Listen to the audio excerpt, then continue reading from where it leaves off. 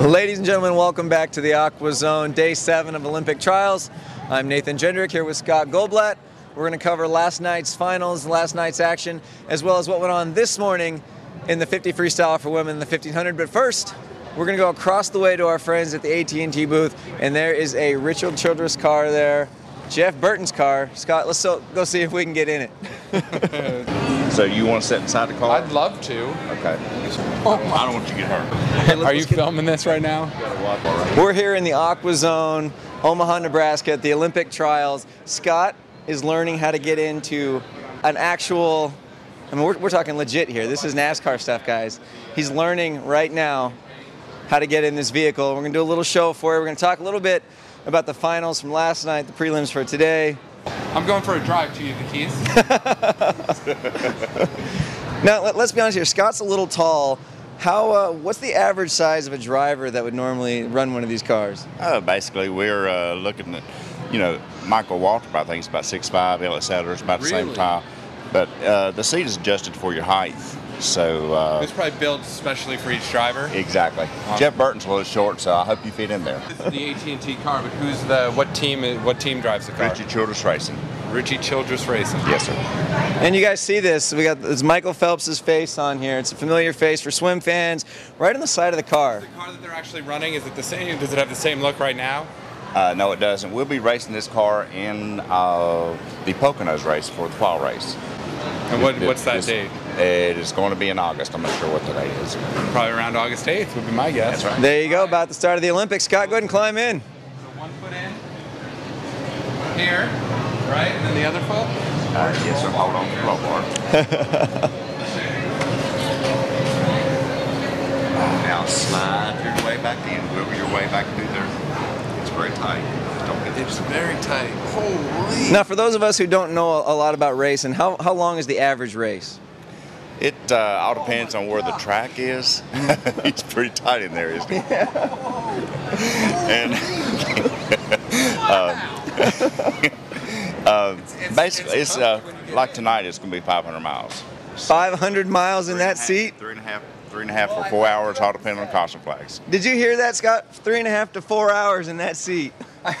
I'm like exhausted sitting here getting in. I do have to say though, it's kind of like I've never worn the Laser Racer, but if the seat was adjusted to me, it's pretty comfortable. It's not bad at you. You fit in there and you just fit right in. I think it seems like Jeff Burton's probably about as fat as I am. Scott is going to attempt here to put the steering wheel on this car. It's always good. And so, is it this close when they're driving? Yes, sure is. And they're going what, 160? No, about 180, 200 miles an hour. Sitting like this for 4 hours, going 180 miles an hour. Wow. This is basically your start switch right here. This is, you got 2 backup, you got 1 ignition. So it's skin tight, just like the Fast Skin, the Pro, and the Laser Racer. There's some serious similarities. Right. I can't even move in here. Let's do a little talking about some swimming that's been going on while Scott's sitting in this chair here.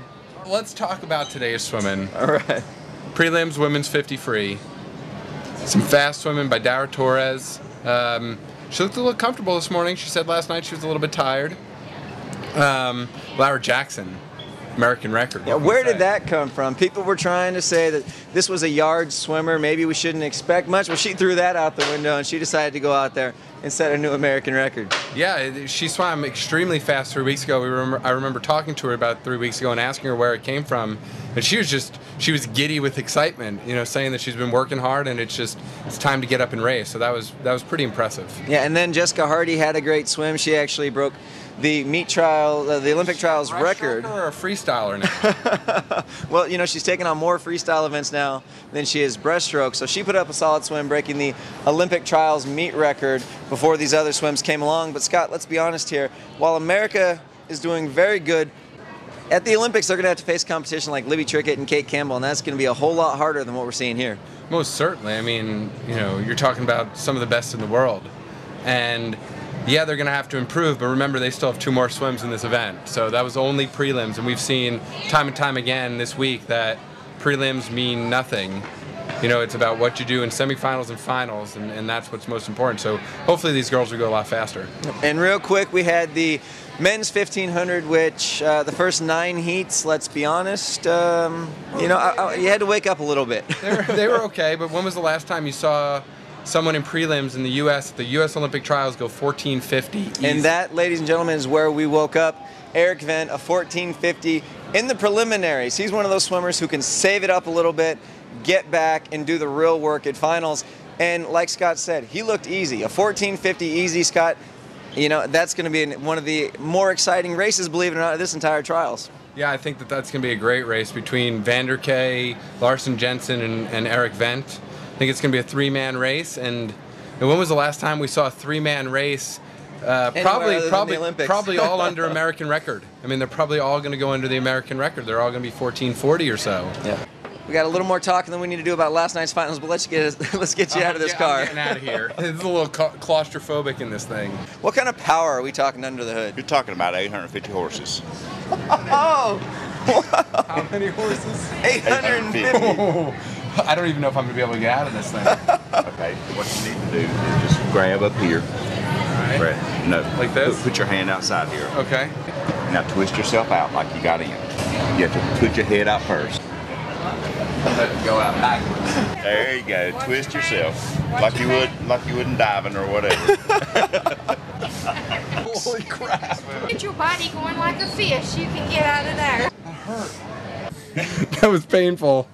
Okay, I'm gonna try again. Just put your head up first. Watch this little thing right here. Come up this way. Oh my gosh. You got it. Push it. Give me that. That was probably the most painful thing I've ever done. I'm gonna have bruised ribs. Wow. No. See, once I was in there, I was comfortable. It's actually extremely comfortable.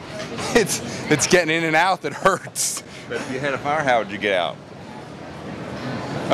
Probably pretty quick, and I'm sure it's just like swimmers practice starts and turns at their workout. You guys probably practice in and out as fast as possible. You know, a couple times a week would be my guess. Jumping back to last night, some fast swimming last night. Once again, as usual, it was a packed house. This place was packed solid. I've never seen anything like it. But we had some fast swimming last night, and it started off with the women's 200-meter breaststroke. That it did. I see a little frown on your face. But Rebecca Soni just off the American record, almost broke the American record in that event. And what can we say? I mean, love her or hate her, Amanda Beard is good. And what she did last night, making that Olympic team, was pretty incredible. Yeah, it speaks to a lot of natural talent, definitely. Amanda, she says she's only been training a couple months. Scott, some athletes, you know, they stretch the truth a little bit. But in any case, she hasn't had the same type of competition experience the last couple of years that a lot of swimmers had, and yet she came in, got the job done with a 2:25.1. Rebecca was a 2:22.6, almost taking Amanda's record from her, but she still has the Olympics to give that one another go.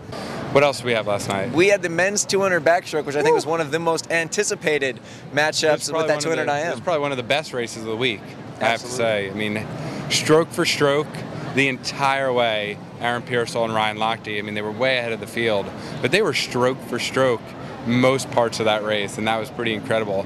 Aaron getting his hand on the wall first, tying Ryan's world record, and Ryan was only 2/100ths of a second behind. I mean, that's pretty incredible. Yeah, that's amazing. It just shows to go that these guys push each other, and anytime these guys race, it could be a coin flip. You just never know what you're going to get when they race each other. What we got last night, well, we got a best time from Aaron Pearsall that tied Ryan Lochte and really set the stage for another grand showdown in Beijing. Yeah, it's going to be an incredible race in Beijing. We also had the men's 200 IM. Michael Phelps world record, surprise. Well, I mean, in some ways, yes. I think the more interesting story of that race was the fact that Ryan got out of the 200 back, 2/100ths of a second off his world record, placing second, got up, and third fastest performance of all time in the 200 IM within less than an hour, certainly. It might have been a half an hour of doing that 200 back. I believe it was about 25 minutes between his races. You know, the fact that he did the double was pretty incredible, and that I think is a much better performance than Michael actually breaking the record, in my mind. Now let's talk a little bit about that double. We saw Ryan Lochte's 200 back, 200 IM. People like to compare other athletes to one another, do we think, or I guess I should say, Scott, do you think that Ryan's double was a little more difficult or less difficult than Katie Hoff's double when she swam the 200 free 200 IM? I don't think either one is more difficult than the other. I think they're both pretty hard for an athlete of whatever caliber to get up, and you do that kind of thing all year long in meets. But to get up at the Olympic trials with the pressure that's on you, and some of these athletes may or may not say that there's pressure, but to get up there in that situation, and in Katie's case, break two American records, and not so much in Ryan's case, unfortunately he finished second in each event, but to get up and do that and have the guts to get up and do that, I think that speaks volumes for the kind of athlete that we're seeing in the pool. One more event from last night, the women's 100 free. Another incredible event, and I think it was, for some, a shocker, including the woman who won the event. It was a little bit of a shocker, but I don't know who would have been surprised at this point. After her performance at Nationals, I don't think it shouldn't have been a surprise to anyone that she would at least make a relay spot. Maybe some didn't think that she would be able to pull out that win over Natalie Coughlin, but she did. And honestly, it's no surprise. I think it could have gone either way, Natalie or Dara. There wasn't that big of a difference in between in time, but it just goes to show that we've got some great athletes of every age heading to Beijing, where they'll face a lot of competition. Libby Trickett, Kate Campbell, as we mentioned before, it's going to be tough. There are fast swimmers all around the world. We can't forget that, but we are definitely sending two amazing individual female athletes for the 100 free. I think what's important, like you said, I mean, they're great athletes. They're fast. They're not quite at the same level of some of the other 100 freestyles around the world, like Britta Steffen and Libby Trickett, and even Kate Campbell is right about at that level. But I think the biggest thing is that those girls are going to have to improve significantly for that relay team to win a gold medal. And obviously going into every Olympics, it is the goal of Team USA to win every single relay, and that's one of those relays that they could potentially struggle to win that gold medal. Let's get on to what we're going to see tonight, and a couple matchups really interest me, and that includes the men's 100 butterfly. We're going to see Ian Crocker against Michael Phelps, but let's not forget we've got guys like Gil Stovall, who is making it almost a tendency to squeeze in there, and I guess you could almost say ruin the expected party, but that's what these trials are all about. Yeah, they're all about, I wouldn't go so far as to call Gil Stovall an unknown, but he's certainly not been expected to perform as well as he's performed.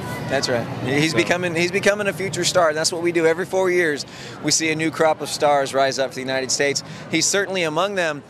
Scott, we also have the 800 free, and that's the Katie and Kate show. Yeah, as we talked about, I don't think that we're going to see a surprise in that one. It's possible. There is Chloe Sutton, the 10K open water champion. She could pull out an amazing swim. We're not going to say anything's impossible at these Olympic trials. They're all fantastic athletes, and you never know what to see. Then we have 15-year-old Elizabeth Beisel, top seed, 200 back. Again, well, she'll be facing off Haley McGregory, Margaret Holzer. Margaret Holzer, American record holder in that event. You can't count her out ever. Absolutely. And Haley McGregory, of course, as we know, former world record holder in the 100-meter backstroke from this meet. My favorite event, the most anticipated for me, the men's 50 freestyle. It's a who's who of swimming. Who doesn't love that event? I mean, you have four guys that will probably go 21.6 or better.